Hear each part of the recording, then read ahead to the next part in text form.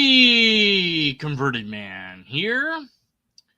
One thing that I feel that people get wrong or is that the skeptic's role in asking questions puts people off. It makes it seem like, oh, you're against me. You're against the side that I'm on. I'm trying to say, that this thing is a thing, and you keep asking me all these questions, and therefore you must be on the other side. It's like, no, no, no, no. It might be I'm on your side. It might be that I'm not. And whether I am or not is not relevant, because the skeptical thinking is to ask questions. And those questions and the methodology doesn't change just because it's a thing that you particularly enjoy or like. So a claim is made. You bring forward the claim. You're like, look, see, this news article says there's a meteor strike in Finland, and I told you last week that was going to happen, and I was right. It's like, okay, well, let's examine this claim. Did you in fact tell me last week that this meteor strike would happen in Finland? No, you said that a meteor strike would happen, but you didn't say where. And by the way, you didn't say that it was going to be this week either. So maybe you did indeed tell me that there was going to be a meteor strike, but you didn't say when. It's like, well, I remember it. And it's like, well, let's look at the evidence, if we have any recordings or history of it. And if all we had to rely on is our memory, it's like, well, you remember it this way, I remember it a different way. And that's it. We don't know. We don't know who's right. And he said, well, that means you think that you're right. No, I don't know who is right. That doesn't mean I'm against you. It doesn't mean I'm for you. It means we agree that we can't resolve the issue. But it's a desire to be right, to be able to say, I told you so, or to be able to show off, if you will. So every claim requires some burden of proof. But where do you draw that line? If I say, well, I had lunch yesterday, do I have to prove that to you? I was like, no, probably not. We grant a lot of liberty in social conversation. It's the social contract where we assume the other person is being honest with what they say, and we don't think that they're not being honest until evidence is present that they're not being obvious, that they're not being honest. They might believe that they're telling the truth as well, by the way. There's this one person who continually says that they've got goals and all these different plans, but yet these goals and plans never seem to manifest. So it's like, clearly they have to know that they're lying to themselves at this point. I mean, they've been pointed out that, all your plans, you keep saying I've got all these plans, but nothing is happening. And, you've got this, pie in the sky dream attitude, but it's not happening. Don't you see that? Well, no, the person probably doesn't see that. Otherwise, they would change their discussion. They would change how they talk about things. So it's not that they're lying per se, it's that they're simply wrong, and they keep believing that they're right. So the words can be kind of a problem of whether somebody is being honest or not, and lying or not, or whatever. It's like you're just being factually incorrect. These plans, these goals you keep saying aren't happening.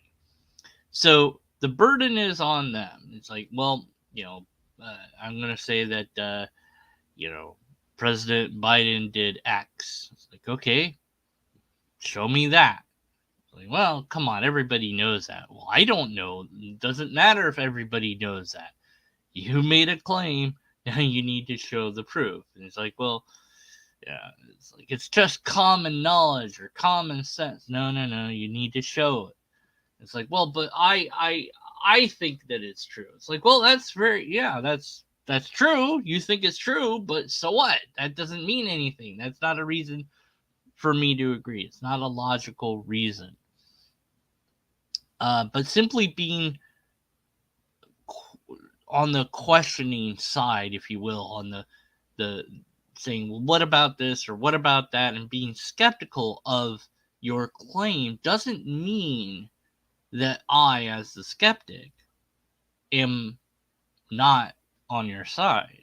It doesn't mean anything. It's just that's the system that I'm utilizing to try to get to whatever the truth is. And it's also that I'm trying to get you to get to the truth. Now, maybe you read something. I've done this. I read a thing that's like, oh, Florida's banning all these books because of critical race theory. Well, rush and post that because that's oh my word, I can't believe what's going on. This is insane that CRT is a thing. Wait a minute, have you even checked if the books have CRT? What's going on? Have you looked into it? No. Okay, I rushed into it. I didn't, I went with emotion and not logic. And then upon thinking about it, looking into it further, it's like, okay, there's other criteria that they're banning the books, or not banning the books, but they're not allowing the books entry because of all these criteria. And CRT is one of many other criteria. Well, but it's not that they're saying that CRT is in the books.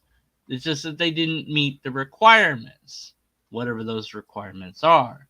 It's like, well, show if you're saying that it is this, then show us that. It's like, well, but are they saying that? Or is it that you said that they said that? So who made that claim? Well, if the media is printing the headline that says, Florida bans books due to CRT, then they have the burden to show that that's the case. But when you look at the actual thing, it says no. There's these criteria that Florida has for accepting math books, one of which happens to be CRT. And if that happened to be in the books, they would not grant those books to be let in. But these other requirements also exist. So you, media person that wrote that, did that to get attention. It's a clickbait sort of thing, and not to deliver us the actual truth of the matter, which would be a rather boring story. Florida disallows books because they don't meet their requirements. Well, yeah, lots of schools and places do that all the time. So what? Big deal. But let's make it a big deal because it happens to have these other things that are new reasons to say no to books. Why? Well, because that's a political hot button topic, and it's get people riled up and excited, and it works. It works. So the skeptical thinking, to sit back, if you will, and say, wait a minute, who made that claim? Okay. Did they prove that claim is true? Let's see. They're claiming that they made this claim. Did the other people make that claim? No, they never made that claim. Okay, so they're not saying that the books are not getting in because of CRT. They're saying that the books didn't meet their requirements.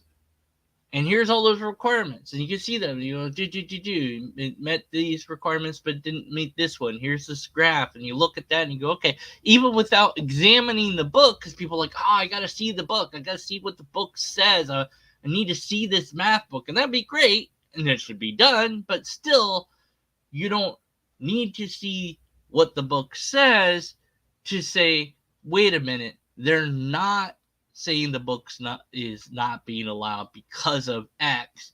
They're actually saying that it didn't get in because X, Y, and Z. And so if it failed any of these things, it wouldn't get in. And they didn't say that it failed on that particular one. Nobody made that claim. You're the one that's reporting this. You're the one that's making that claim. They didn't make that claim. Now I see what's going on. Now you failed your burden of proof. So when you're in a conversation with somebody, it can be difficult because they make a claim. And it's like, well, you have to decide, am I going to ask skeptical questions about this claim or not? And you might decide it's not worth doing because it's a mundane, boring, normal claim about eating dinner last night or whatever, and who cares? But it might be something that you think requires some burden, or it might be something that they've claimed in the past that you think that they need to work through a little bit more diligently to show their process of thinking, not just to you to prove anything to you, but to help them in a way. But it's not fun to be on the receiving end necessarily of that methodology, which is also the Socratic method to some degree. But the main thing I wanted to focus on here was that when you are engaging in the skeptical thinking, that asking those questions doesn't mean you're on any side at all, other than trying to determine what is or isn't true. And so whoever made that claim has to show that that's true. It's like,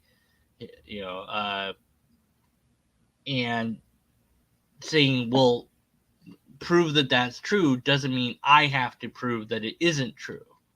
That's not my burden. You made the claim that this thing is equal to this thing, apples and oranges. And I'm like, okay, maybe apples equal oranges. Show me that apples equal oranges. Well, this and this and this. And like, well, but that really didn't do it. That wasn't enough. Well, what more do I need? It's like, I don't know what more you need, but what you had wasn't enough. I can't always, it's like, but surely you know what you need. It's like, well, it's hard to say sometimes. It's hard to explain it. It's like, you'll know it when you see it. That doesn't sound good. That doesn't sound skeptical, right? But still, the process of the asking the questions and trying to understand the methods that they use to get to the conclusion doesn't mean you're on any side at all. And so that's really what I wanted to focus on. Nerdy wrote it. Am I a clone? Well,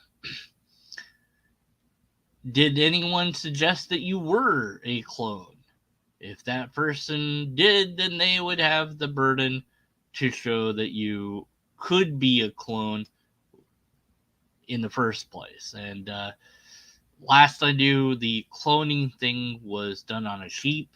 Maybe we got a little bit more advanced since then, but I don't think we're anywhere near humans. Okay, that's it for now. Bye! Whee!